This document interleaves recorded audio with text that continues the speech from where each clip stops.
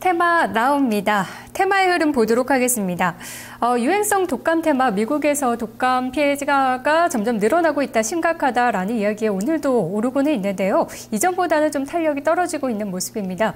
그리고 인수위가 정부의 부동산 대책에 대해서 요구를 했다고 하는데요. 중소형 건설사들이 오늘 흐름이 좋습니다. 벽산건설이나 한일건설 계속해서 상한가에 안착을 해 있습니다. 또 어떤 테마 움직임이 있는지 정조현 전문가와 함께 알아보겠습니다. 안녕하세요, 전문가님. 네, 안녕하십니까. 정종현입니다. 네, 오늘 테마 어떻게 보세요? 네, 거의 우리 앵커께서 다 말씀을 해주신 것 같습니다. 자, 특히나 이제 양대 시장 모두 사실 이제 그 유가증권 시장의 지수 탄력도가 지난주 시장 이후에 좀 약화되고 있는 모습이고요. 이번 주도 사실 별 변동성 있게 크게 나타나지 것 같지는 않습니다. 대신 이제 금일 화학이라든가 뭐 몇몇 이제 경기 민감성 업종군들의 주가 하락을 보면 오히려 지수의 상승이라고 하는 부분이 다소 좀 약화되고, 또한 상대적으로 뭐 중소업종군들의 강세라든가 뭐 이런 부분도 진행될 수 있을 거라 보여지는데, 테마주들 같은 경우도 지난주 시장까지 워낙에 좀 많이 활발하게 움직였기 때문에 탄력이라든가 이런 부분은 조금 떨어져 있는 그런 부분입니다. 그러한 와중에 아무래도 뭐 우리나라 일이 아닌 게 어떻게 보면 뭐 더 다행이다라고 볼 수 있겠는데, 미국에서 유행성 독감으로 인해서 지금 몇몇 주는 뭐 비상사태까지 선포했고요. 사망자가 또 많이 나오고 있기 때문에 관련되는 종목군들이 최근 며칠간 계속적으로 많이 오르고 있습니다. 금일도 8호가 이미 상한가에 진입했고요. VGX 인터가 11%대, 뭐 그밖에 중앙백신이라든가 대한유팜을 비롯한 몇몇 이제 뭐 일부 바이오, 녹십자 같은 대형사들도 같은 경우도 관련되는 종목으로서 상승세가 유지가 되고 있는 모습인데, 아무래도 일단 미국에서 들려오는 어떤 유행성 독감과 관련돼 있는 어떤 재료들에 대해서는 당분간은 뭐 하락보다는 오히려 상승 쪽에 대한 뭐 가능성을 좀 높게 보는 게 좋을 것으로 판단이 되고요. 몇몇 전자결제 테마주라든가 그리고 게임주 쪽이 일부 좀 상승세를 기록하고 있고, 또한 이제 그 신정부의 어떤 기대감으로 인해서 건설주가 중소업체군들 중심에서 강세를 겨우고 있습니다만, 약간의 좀 탄력도는 좀 떨어져 있는 모습입니다. 특히나 전자결제 테마는 몇몇 종목군들이 삼성그룹 관련되는 뉴스에 대해서 움직이는 것이고, 게임주 같은 경우는 지난주에 또 정부 규제와 관련되는 부분에서 일단 급락 이후 뭐 생각보다 강하지 않다, 뭐 이런 얘기가 나오면서 다시 한번 조금 상승세를 보이고 있습니다만, 글쎄요, 정부 정책의 주가의 어떤 움직임 자체가 다소 민감성을 드러낼 수 있다라면은 이전보다는 탄력도는 좀 많이 둔화되지 않을까 보여집니다.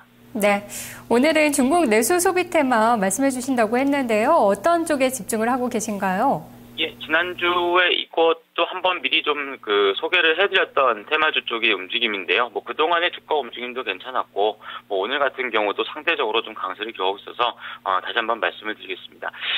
중국의 경기 호정 관련돼 있는 뭐 내수 관련주 테마주의 움직임은 뭐 화장품 업체가 주력이긴 합니다만, 이번 주에 이제 또 좀 중요한 지표가 하나 있죠. 이제 이번 주 금요일에서 아직은 좀 시간이 좀 많이 남아 있습니다만, 18일자에 발표가 되는 중국의 4분기 GDP 성장률에 대한 영향력이 좀 있을 것으로 보여집니다.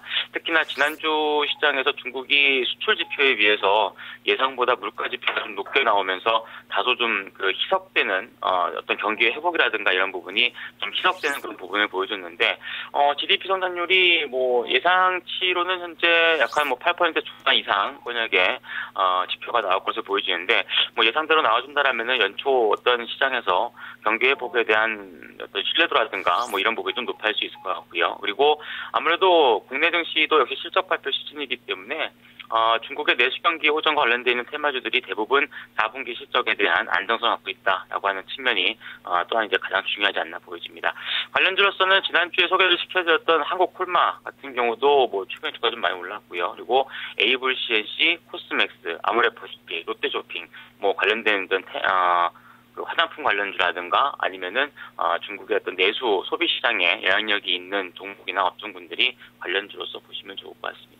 네, 그중에 한국콜마 지난번에 주셨던 목표가 31,000원을 벌써 넘어섰는데요. 보유하신 분들은 어떤 전략 필요하겠습니까? 네, 일단 뭐 현재 가격대에서는 추격 매수하실 필요는 없을 것 같고요. 오히려 뭐 종목으로 본다라면 뭐 오늘은 뭐 정식으로 소개를 시켜주지 않겠습니다만, 오히려 코스맥스 쪽이 조금 더 가격 메리트가 좀 있지 않나라고 생각이 되고요. 뭐 에이블 CNC는 한 4% 가까이 가까이 올라와 있기 때문에 무리하게 매수하실 필요는 없을 것 같습니다. 한국콜만은 일단 지난번 이제 28,000원권역에서 매수를 하신 분이라면은 뭐 반등시마다 비중을 축소해서 현금화 관점을 유지하시는 것도 좋다라고 좀 보여지고요. 뭐 일단 신규로라도 좀 늦게 사시고자 한다라면은 상승하는 날보다는 조금 5일 최근에 이들 종목군들이 워낙에 잘 움직였기 때문에 5일 이평선 쪽에 대한 지지력 타진을 확인하는 차원에서의 조정시 매수 관점으로 대응하시는 게 좋을 것으로 판단이 됩니다. 네, 전문가님 다음번에 또 좋은 종목 들고 오시길 기대할게요. 오늘 말씀 고맙습니다. 네, 감사합니다. 정주현 전문가와 함께 테마 살펴봤습니다. 중국의 경기 호전 테마를 짚어봤는데요. 18일 발표될 중국의 4분기 GDP에 대한 관심이 커지고 있습니다. 그중에서 한국콜만은 지금 따라잡기에는 부담이 있기 때문에 지금 매력도로 봤을 때는 코스맥스가 좀 더 나아 보인다라는 이야기까지 들어봤습니다. 정주현 전문가와 테마 살펴봤습니다.